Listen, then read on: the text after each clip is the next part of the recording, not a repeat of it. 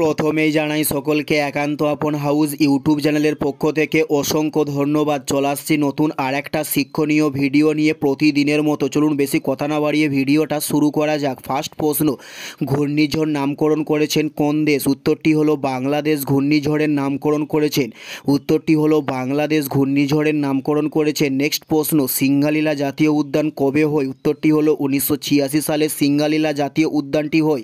Next প্রশ্ন, টিউবভিট কার গমন অঙ্গকে বলা হয়? উত্তরটি হলো তারা মাছের গমন অঙ্গকে টিউবভিট বলা হয়। উত্তরটি হলো তারা মাছের গমন অঙ্গকে টিউবভিট বলা হয়ে থাকে। নেক্সট প্রশ্ন, কাকে ভারতের লৌহ মানব বলা হয়? উত্তরটি হলো সর্দার বল্লভভাই প্যাটেলকে ভারতের লৌহ মানব বলা হয়। নেক্সট প্রশ্ন, ওস্তাদ বিসমিল্লাহ খান কার সঙ্গে যুক্ত ছিলেন? উত্তরটি হলো সানাইয়ের সঙ্গে ওস্তাদ বিসমিল্লাহ খান যুক্ত ছিলেন।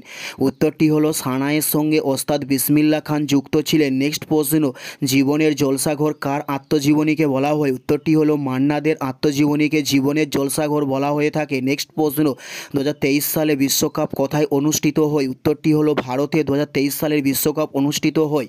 উত্তরটি হলো ভারতে। নেক্সট প্রশ্ন, ভারতের প্রথম রেলমন্ত্রী কে ছিলেন? উত্তরটি হলো অশ্বিনী বৈষ্ণব ছিলেন ভারতের প্রথম রেলমন্ত্রী।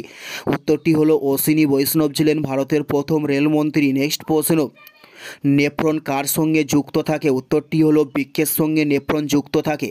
উত্তরটি হলো বৃক্ষের সঙ্গে নেফ্রন যুক্ত থাকে। নেক্সট প্রশ্ন, গান্ধীজি কবে বুনিয়াদী শিক্ষা চালু করে? উত্তরটি হলো 1937 সালে গান্ধীজি বুনিয়াদী শিক্ষা চালু করে।